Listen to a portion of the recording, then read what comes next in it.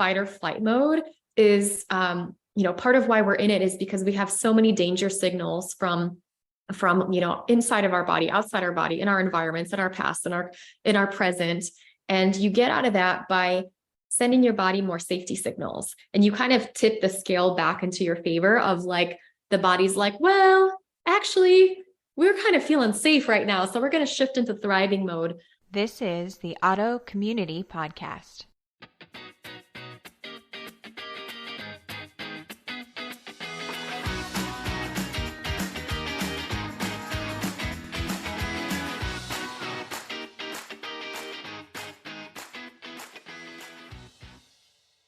All interviews presented on the Auto Community Podcast are designed to provide information and inspiration only. Guests of the podcast may present opinions and anecdotes that are solely their own. And as always, before beginning any treatment protocol, consult with your preferred medical provider.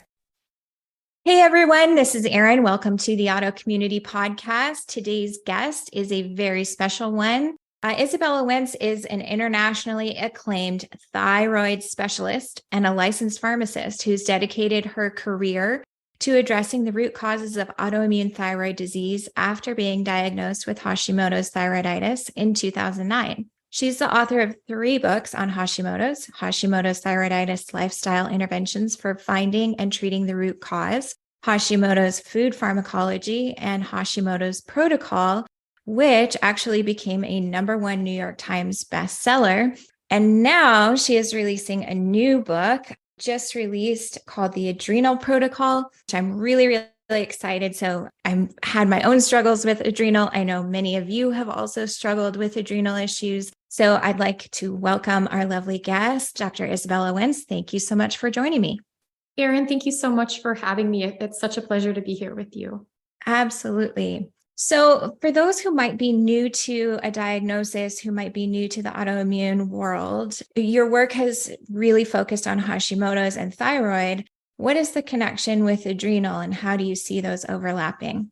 Sure. So in my experience and in my own personal journey, so I'm not just like a Hashimoto's expert, I'm also like a Hashimoto's client, right? If anybody remembers those old school commercials, I was diagnosed with Hashimoto's in my 20s, and then I wanted to find out if there was anything I can do to make myself feel better. And initially I came across nutrition, which was game-changing for me, going gluten-free and dairy-free.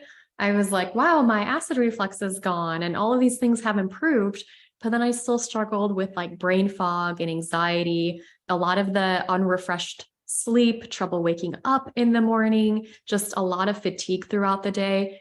And somebody brought up the adrenal fatigue piece to me, right? And being a pharmacist, I was so like skeptical of everything. I kind of like took the step right into the integrative world by going gluten-free and dairy-free. And then I ended up finally just, okay, adrenal fatigue, maybe all of the websites say that it's a fake thing, but yet I have all these symptoms. Let me try to actually do some of the recommendations and see what happens. And wow, I got better. The anxiety got better. The morning fatigue, the brain fog got better. The, like awful all day fatigue got so much better. And I was like, okay, so this is like a real thing, right? And I ended up taking back my own health. And I share my journey in my first book, Hashimoto's The Root Cause, which was published 10 years ago already.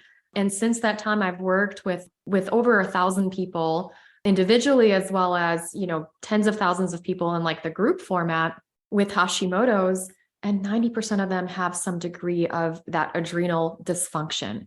And it is something that I've kind of come to the conclusion that if you want somebody with a thyroid issue to feel good, then you want to support their adrenals as well. And just as it's important for some people to get on thyroid medications, if you get on thyroid medications without supporting your adrenals, you can actually feel worse. So a lot of times people will start the thyroid meds and they're like, yes, I'm going to feel better. And, and I was people, right? So that was me. And within a few weeks, you're like, why am I more tired all of a sudden? What is happening? And this is because our thyroid hormones and our stress hormones, especially cortisol, they talk to each other, right?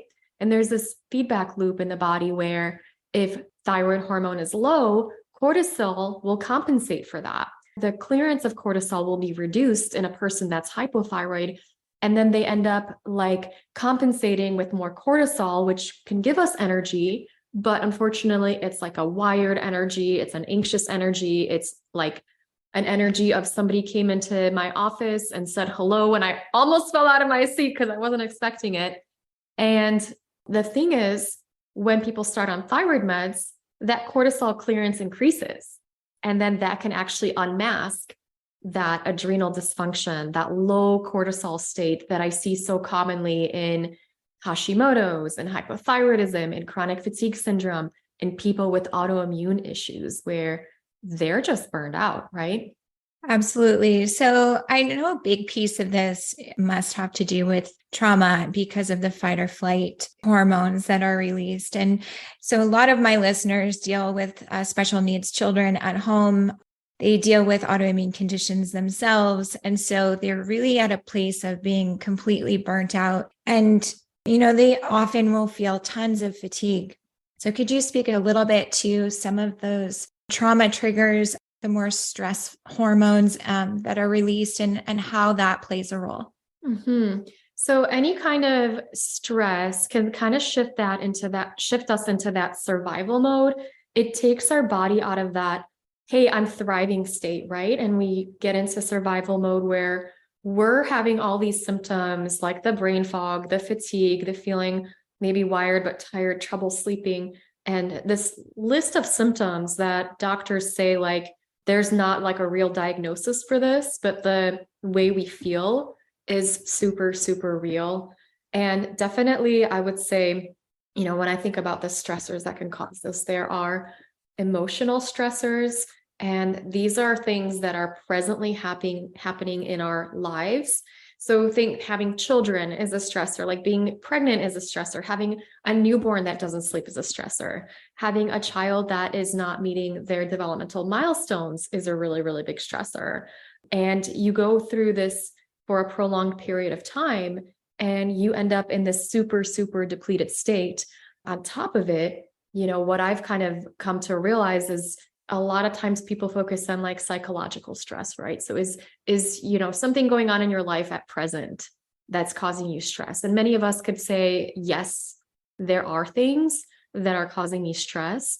But then, I've had people that are like, no, my life is good. I don't know what you mean. And so then we look deeper into like, was there a traumatic experience you've had?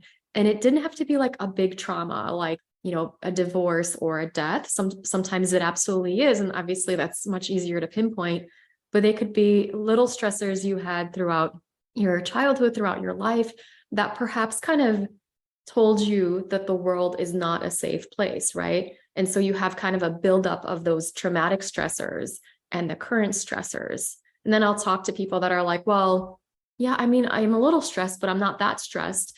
And then there's also physical stressors too. And so we might have things like toxic exposure. I know mold can be a really big trigger for getting into that fight or flight syndrome. It can be a big trigger for developmental delays, there's new research connecting autism to mold exposure. And then we look at things like chronic infections that are hidden. And so for autoimmunity, we talk about Epstein-Barr virus being a really, really common infection. And if that is reactivated, that can be causing a lot of inflammation in our body that could really deplete our body's defenses. But there are other things like H. pylori that people don't realize could be a big trigger for stress in our bodies because we're not absorbing things properly and it's causing a lot of inflammation. And then of course there's the things that are kind of, we can fix on our own oftentimes. And these are related to the food choices that we make or taking some nutritional supplements to really support our stress response. So really it's kind of like a big picture. And if you were to think about like a cup, right? You have this cup and it can overflow with all of the different stressors, be it their current stressors, their past stressors, or even those physical stressors like our lifestyle choices or things within our body that we can't see. So on that note, what should somebody do if they're experiencing, maybe they don't necessarily have any kind of diagnosis, but maybe they're experiencing lots of fatigue, brain fog, exercise intolerance, things like that. What would you recommend they do first?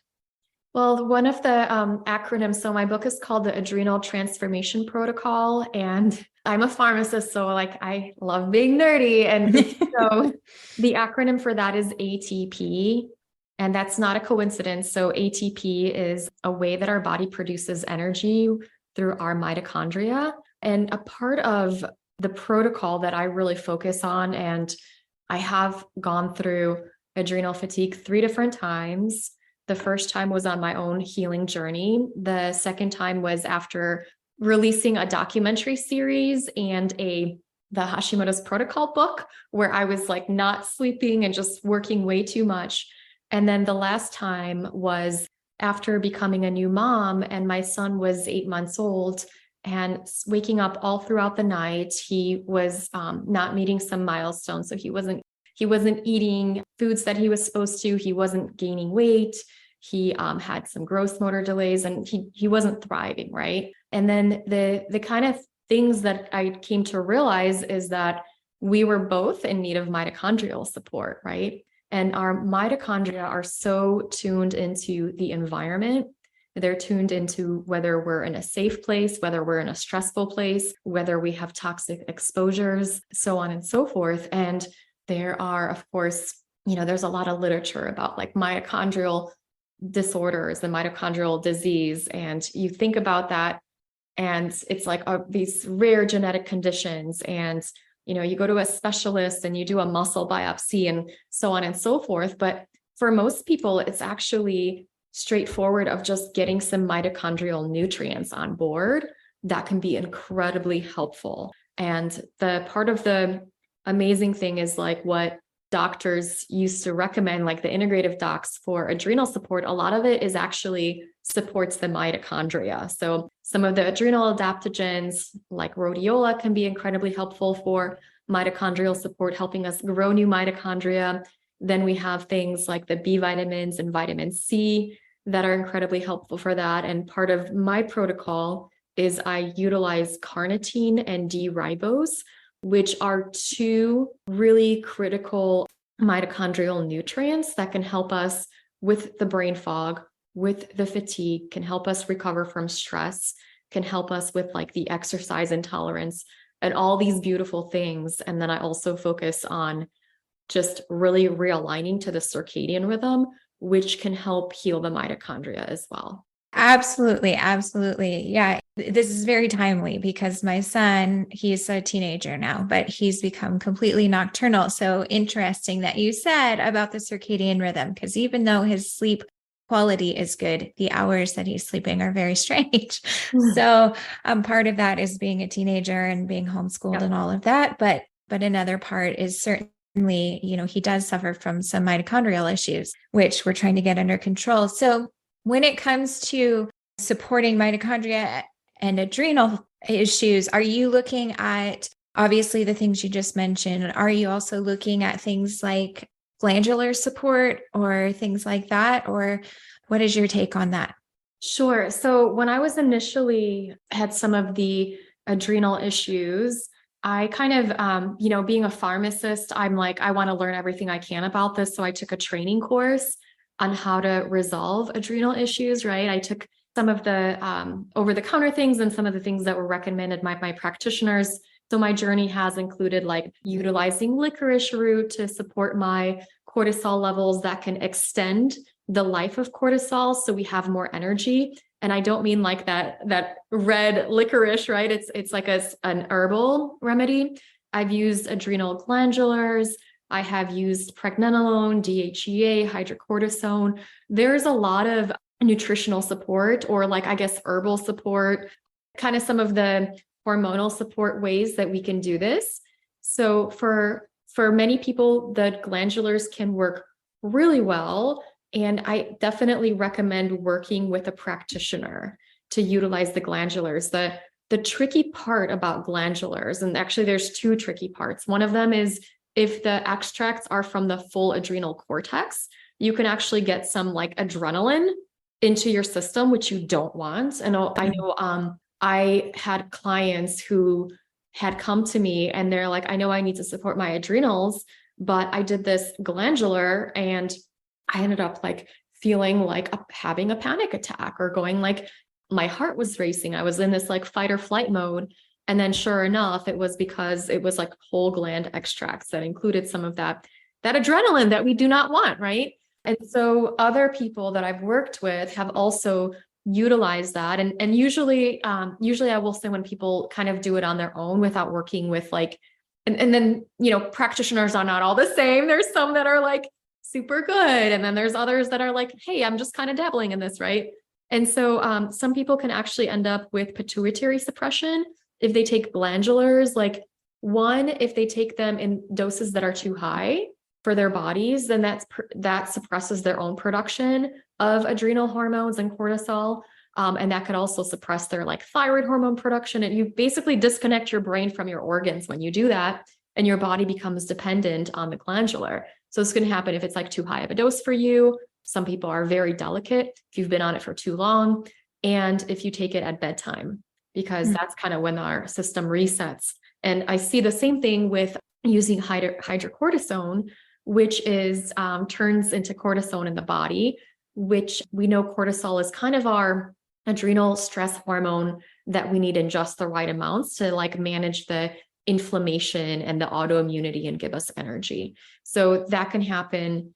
And then some of the other things, the pregnenolone and DHEA that I've worked with and utilized, again, this is like a practitioner dosing guideline where people might have issues with it if they are using doses that are too high or if they shouldn't be using it. For example, DHEA can overconvert to estrogen, and that can cause estrogen dominance, or it can convert to this other nasty little hormone that causes chin hair and back knee if you have a certain genetic variation, which I do. So I have had chin hair and back knee from using stuff like that. And so the beauty, I guess, and to say all that in a nutshell, is over the last decade, I've recommended a whole bunch of things, and I know a lot of things can work really well. My new book, The Adrenal Transformation Protocol, actually kind of evolved from all those protocols when I was a mom of an 8-month-old who did not sleep. And I should mention, I was a nursing mom. So I was like, well, I can't take any of these hormones. I can't take glandulars. I don't know, I don't think they're studied for safety in nursing. And so I had to create a brand new roadmap for myself. And, I'm always like, I've gotten to the point where I'm like, I'm kind of the guinea pig and I'm okay with that. Like if something happens to me, I know I can usually figure it out and help others. I think sometimes our health challenges can feel like a curse. And then eventually we realize that they are blessings. And so this new protocol is like works without using glandulars, without using hormones. You can definitely use them and you can use the program together with them and they'll have some synergy. But I work with like people, but like I'm one person and I know there's so many other people that need the help. And it's so hard to find a good doctor. Some people can't afford it, don't have the time, don't have the resources. So my protocol is like self-directed, where I always think it's fabulous to work with a great doctor. And also this is like a lifestyle roadmap for you that you can utilize for yourself to heal yourself. Awesome. So just like your work with Hashimoto's, is there a large focus on food then?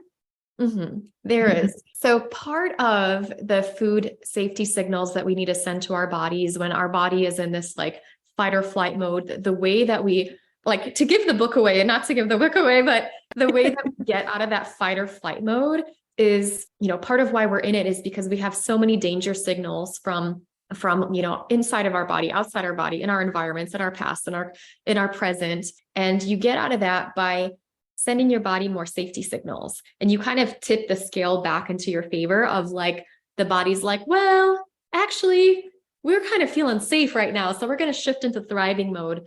And nutritional safety signals are some of the most powerful ones you can send, and some of the, I guess, least doctor requiring ones we can send too.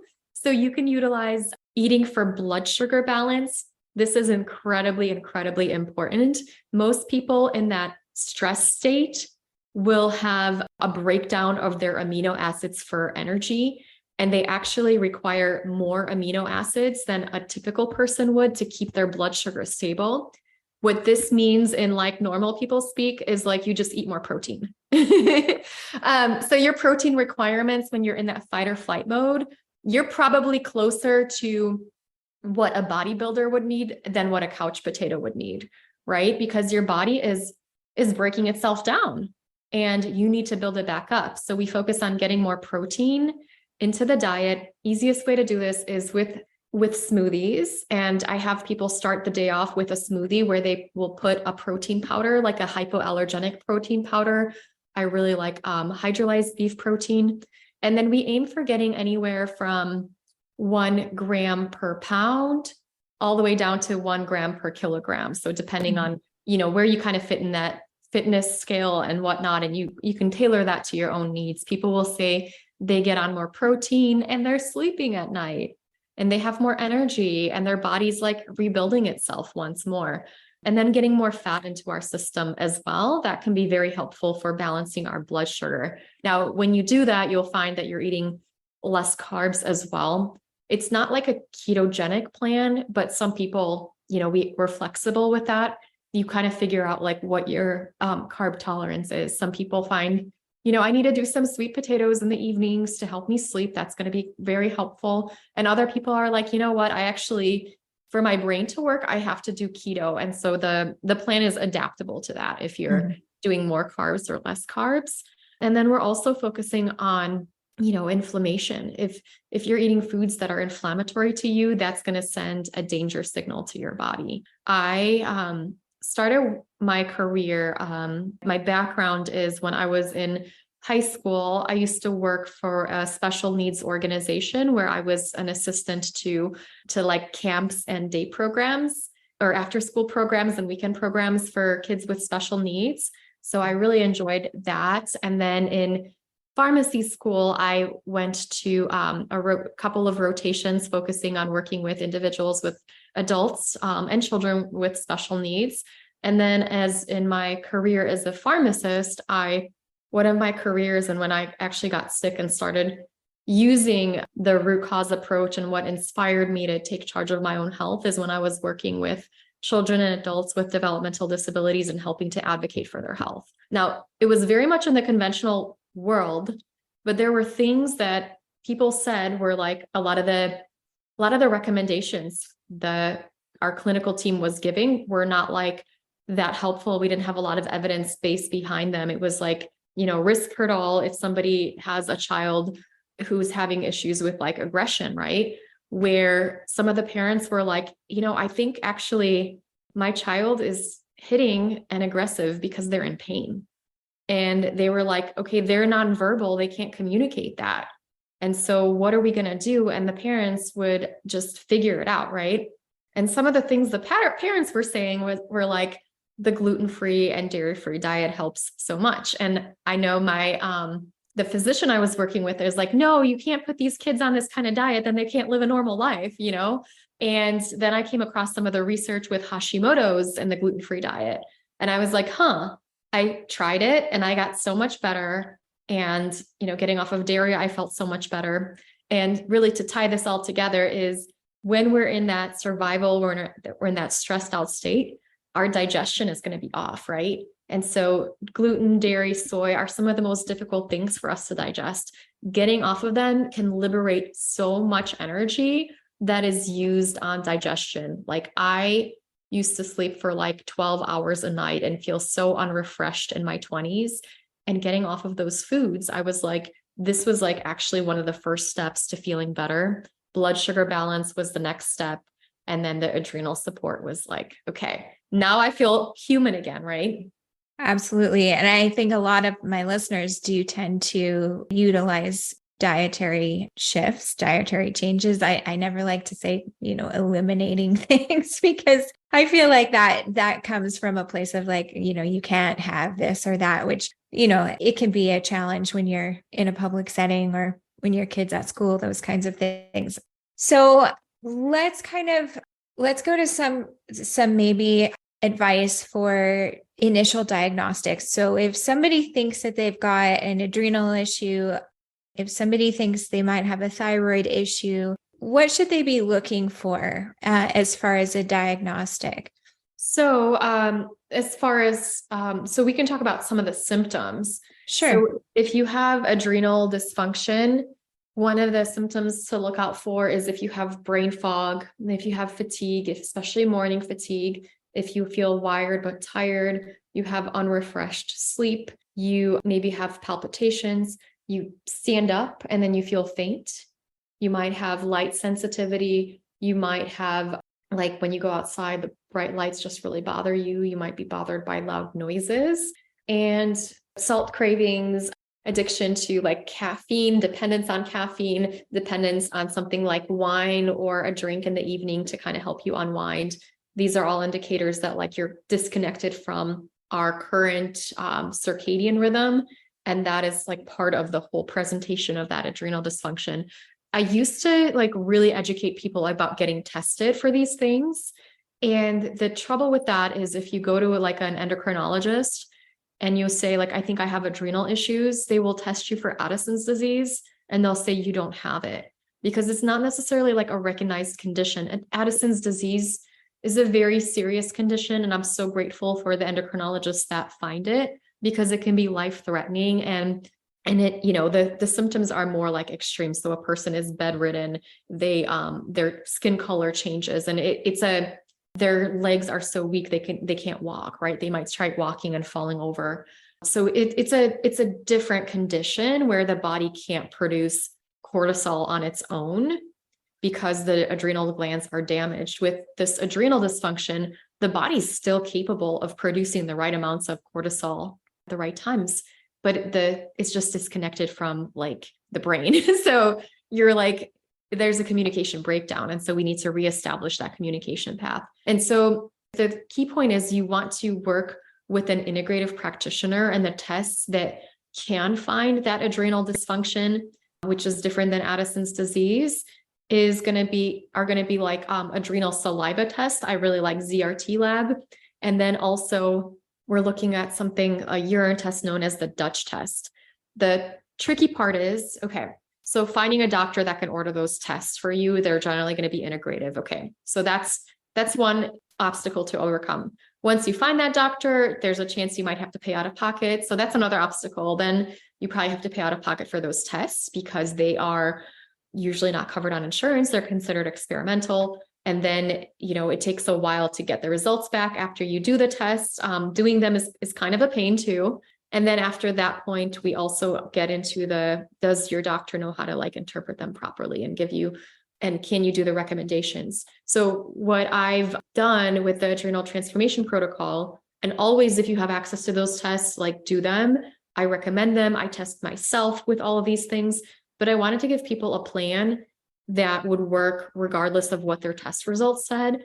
So we kind of bypass like you need to get more hormones to get your adrenals working. Your adrenals aren't putting enough cortisol in the morning. We're going to give you more cortisol then. Your adrenals are putting up too much cortisol at night. We're going to give you something that suppresses cortisol rather than doing that. Like when I was 8 months postpartum, I had to find a plan where I couldn't do hormones.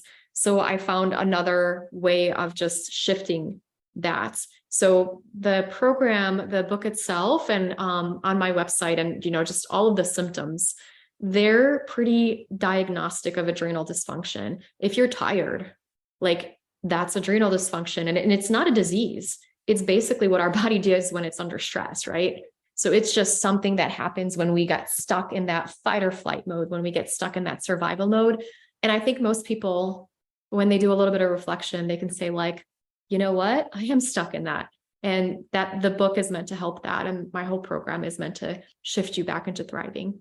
I love that because I know years ago, I think it was about 15, 17 years ago, I realized that I had a problem with gluten. And at the time, the only test for celiacs was an intestinal biopsy. And I said, I don't think I want to do that. I think I'd rather just stop eating it and see what happens.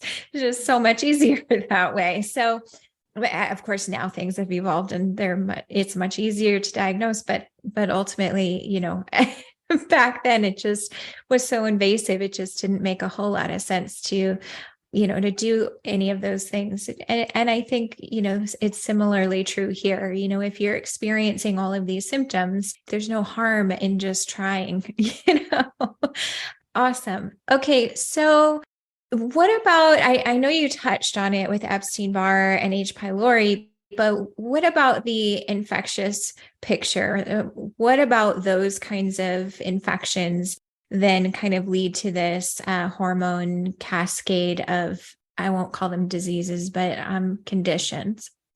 So absolutely. These can be very, very real and also kind of invisible triggers that we may not be aware of. Because I think we're aware if we have an annoying boss that stresses us out. That's like pretty obvious. Like, man, that guy's a jerk, right? But things that are going on inside of our body, we may not be able to tell. So I do have an appendix that goes over some of the diagnostic tests to do and some of the physical causes that may lead us to have mitochondrial issues, that may lead us to have adrenal issues. And so let's talk about mold exposure, right? And mold colonization in the body. I recommend doing the organic acids test to see if you're colonized with yeast or mold, or if you might have Clostridia, if you might have deficiencies in some of the B vitamins, that could be setting off your mitochondria. If you might have deficiencies in carnitine, the organic acid test is incredibly helpful for that. The other test that might be helpful to see if you're exposed to mold right now is the mycotox test and the real-time labs mycotoxins test. These are going to be very helpful because you can have exposure to mold that happened in the past, and that mold is just like really happy living in your sinuses and creating, babies in your sinuses or creating babies in your stomach, right, in your gut. Or you might have current exposures, and like the oat and the mycotoxins tests are kind of tell you a bit more of the whole picture, right? And so that's kind of one thing. For Epstein-Barr virus reactivation, this can cause a lot of issues with like fatigue, with the brain fog, with so many health issues, autoimmunity. And the tricky part is people oftentimes will order tests for it, but they'll order the wrong tests because that'll be like, you have it, like everybody has it, right? Like everybody probably on this earth has had it, right?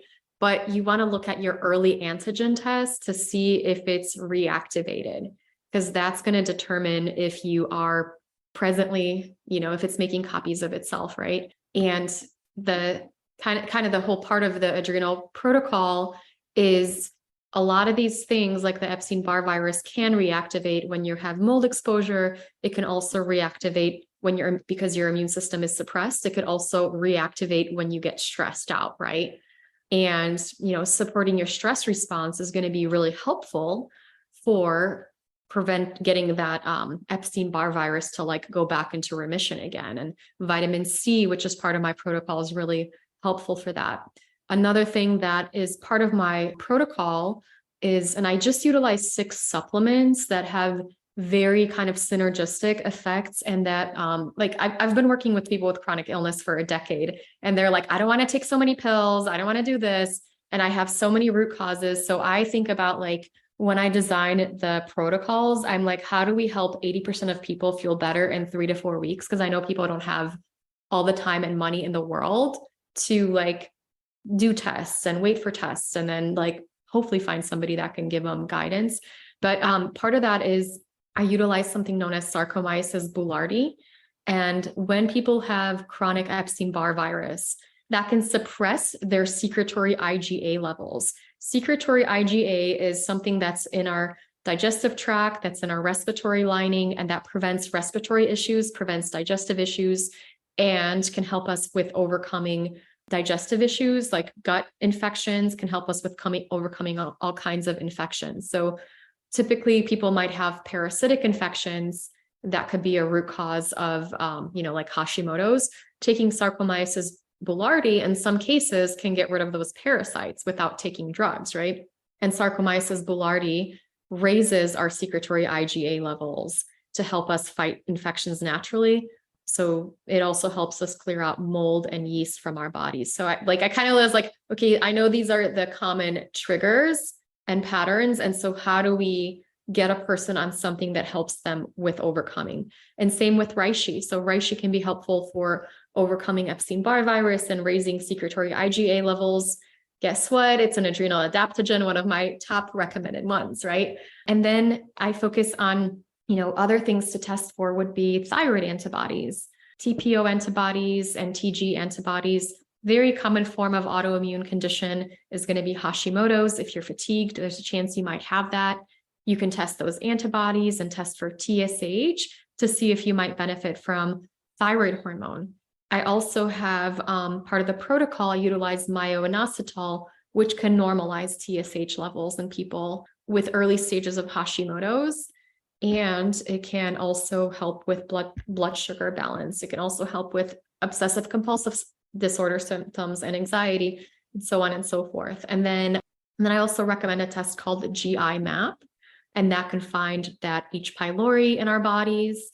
That can be like damage our mitochondria. It can help find some of the common parasitic infections like blastocystis hominis that has been tied to irritable bowel syndrome, Hashimoto's, chronic hives. And then, of course, the Saccharomyces boulardii helps you fight all of those things naturally. And then I also, do list like the adrenal tests if somebody wishes to do those. So I have the ZRT lab test and the punch test. So are you seeing an increase in people exhibiting these kinds of symptoms in this kind of post-COVID world? I know that I've seen some of that in my homeopathic practice. So I'm curious if you're noticing that as well.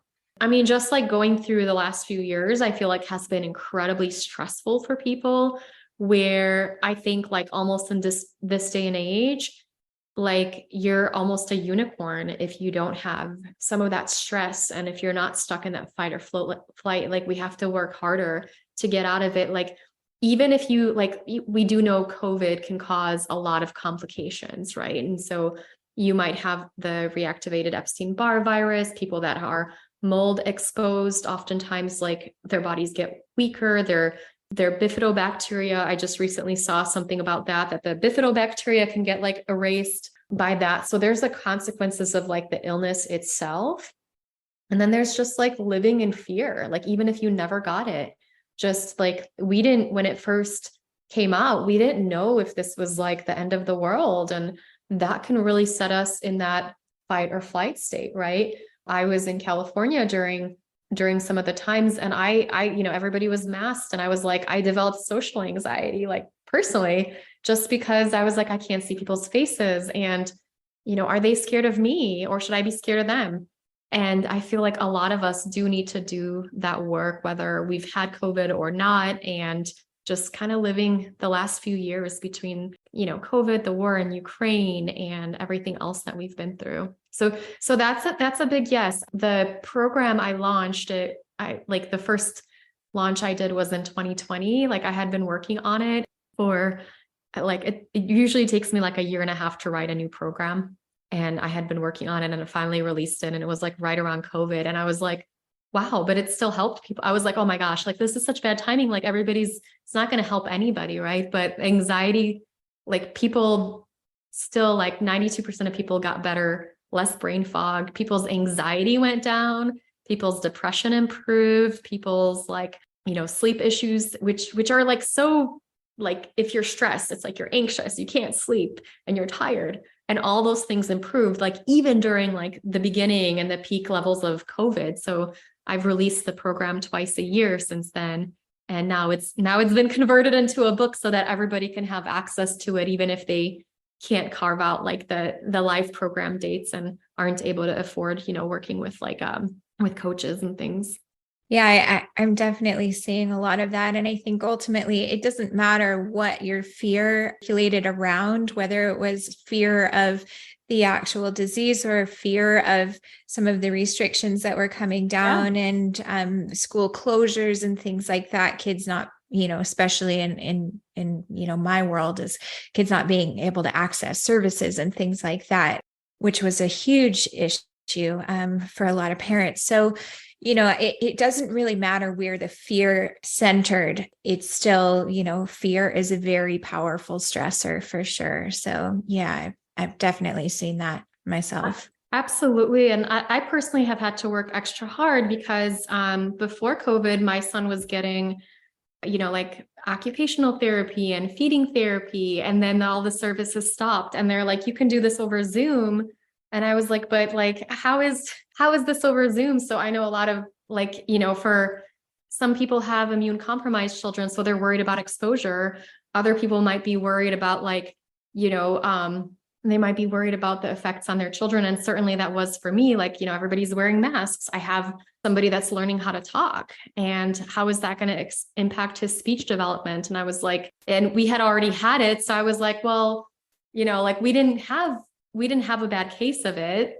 So I was like, why is the world shut down when my son needs these things? And I know other people were scared of getting it or getting, the things, but like, and any kind of fear can put you into that fight or flight state, right? Absolutely. Absolutely. Yeah. I think that's so important. Okay. I'll need to work on our adrenals. It's not like I just write this book and I'm like, okay, I don't need this anymore. Like I have a lot of habits in there that I utilize on a day-to-day basis. And that, the world is stressful and we can't live in a bubble, unfortunately, or fortunately, right. Like we are going to be exposed to things. So there are a lot of tools in the book that I always like, I write the books for myself as well to like help me. And I'm like, okay, let me revisit this. Like if you're going through sleep deprivation, I have some tips in there on what to do. Like you can utilize glycine and then you get the really good results from your sleep where maybe you don't sleep so long, but your sleep is more refreshing. You can get into some of those deeper sleep states. Yeah. So aside from dietary and supplements, are there any other tips and tricks to kind of resetting that fight or flight response? So there are, and I know like as parents sometimes, and especially for like in that sandwich generation, when we have little kids that we need to care for, or big kids that still need a lot of our care, or, elderly parents, our own health, our jobs, and, kind of like making sure our house doesn't get like infested with rodents and, all of like life's like responsibilities of being an adult. We kind of forget to do things for ourselves. Like we might shower, we might brush our hair, but then like we don't have that spark of joy. I know one of the things that I do for the women in my group is I give them a permission slip or a prescription to do like pleasurable activities and to do the things that they enjoy. And I know it's hard sometimes where you've got like a full plate. I know like I give people examples of what people have done throughout the program to give them some ideas. I know when I was developing the program, like I was just making art with my son, and that brought me so much pleasure and joy. Right. And everybody has their sources of pleasure. Maybe it's an Epsom salt bath, sitting on your front porch, drinking some tea, talking to a girlfriend. Or maybe it's like going for a spa day with friends. Like everybody's got their things that bring them joy, and just having that permission to know that like you need to fill your own cup before you give to others, because like we can't pour from an empty cup. And so I have a lot of tools and strategies on how to fill your own cup. The thing about fatigue is I find that in some cases, it's not because of too many things we're doing. It's because of the things that we're not doing. And so we have like this resentment, we have this empty cup, we have, we're not working on our own vitality, then that could lead us to be exhausted and burned out, right?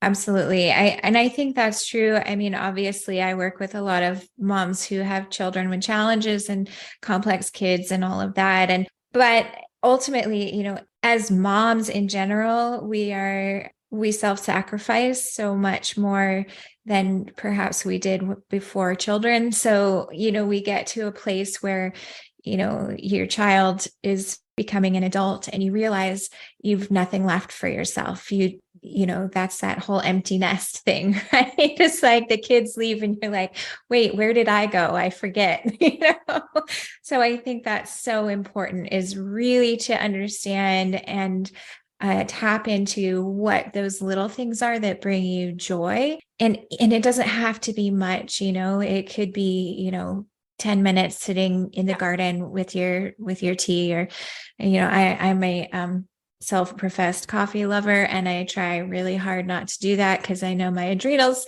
don't get very happy on that, but I do love the flavor of coffee. So sometimes in moderation, right?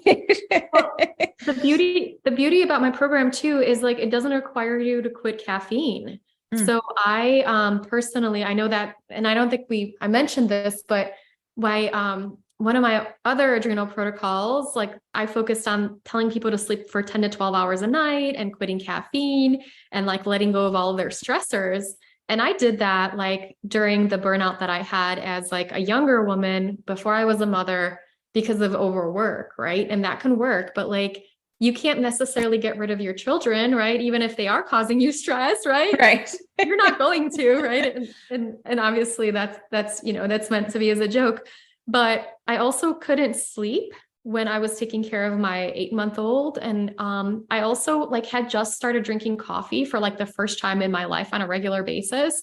And I was like, I know my adrenals are really suffering, but like the last thing I want to do is like quit coffee right now. Like that, not happening, right? And so, and for many of people that I've worked with, they were just so hesitant, right? But the protocols actually build up your energy first before like, and like caffeine wean is completely optional throughout the program. I do find that most people by week 3, like throughout the program, we would have guidance. Like if you do want to wean off of caffeine, here's how you do it very gradually. And most people would be like, I naturally just have a lot more energy and I don't need as much caffeine. So you don't have to give up your coffee. Don't worry. Like you can heal your adrenals and support your body and get more energy. Right. And then like, once you feel energetic and whatnot, then you decide how much coffee you want to enjoy in your day. I love drinking black tea. Earl Grey is my favorite. So I'm like that's just, the smell of it. I enjoy it. Like that's my thing.